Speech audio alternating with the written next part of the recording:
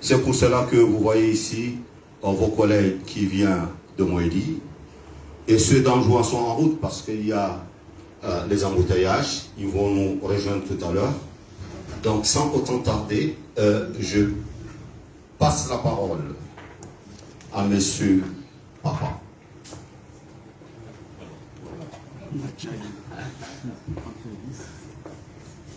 Salam alaikum.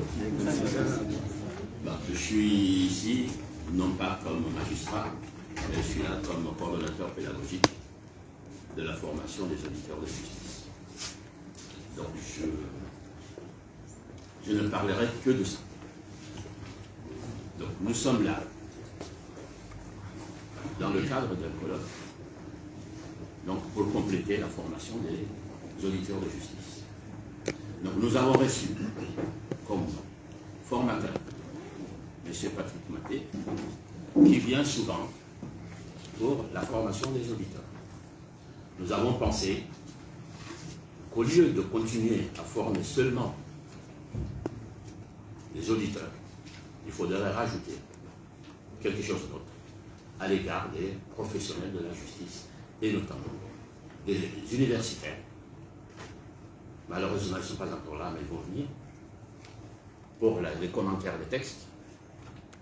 Les avocats, seulement ceux qui sont censés arriver à la Cour suprême, et les magistrats de la Cour d'appel. Bon, ne vous étonnez pas, vous êtes là. Mais c'est toujours pour apprendre quelque chose. Donc, mais l'essentiel, c'était de faire venir ceux qui sont déjà à la Cour suprême et ceux qui sont en voie de devenir.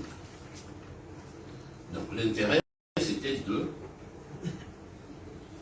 d'essayer de rapporter ou de démontrer les difficultés que nous rencontrons quand j'étais encore magistrat de la Cour suprême.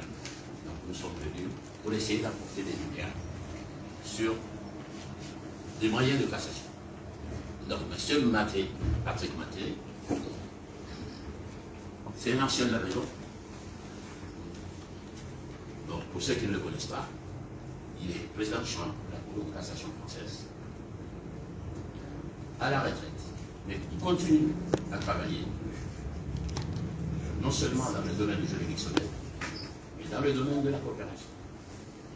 Donc il est ici sous la forme d'enseignant pour les auditeurs de justice, mais il est là également dans le cadre de la coopération de la Cour de cassation française et la Cour suprême des Comores.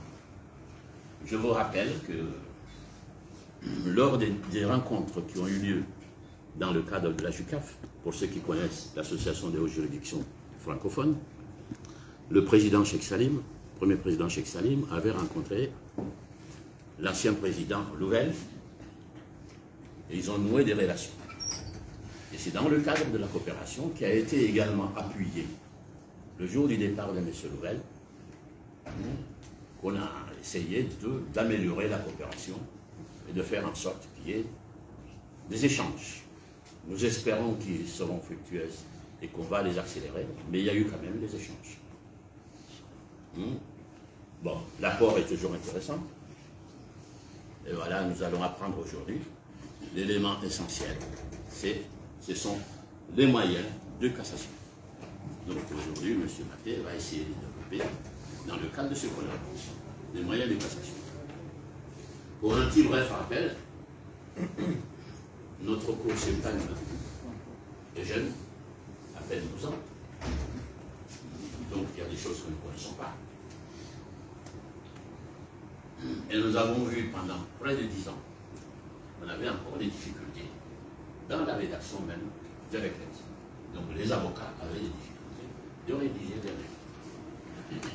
On a vu ensuite, ceux qui viennent, ceux qui venaient, ils ont vu tout ça. On a vu par la suite qu'il y avait des difficultés aussi dans la rédaction des moyens de cassation. Or, le fondement du pouvoir en cassation, c'est d'abord le moyen de cassation. Quand on n'arrive pas à les rédiger, vous connaissez déjà le résultat. Il y a suffisamment de sanctions qui ont pu avoir lieu.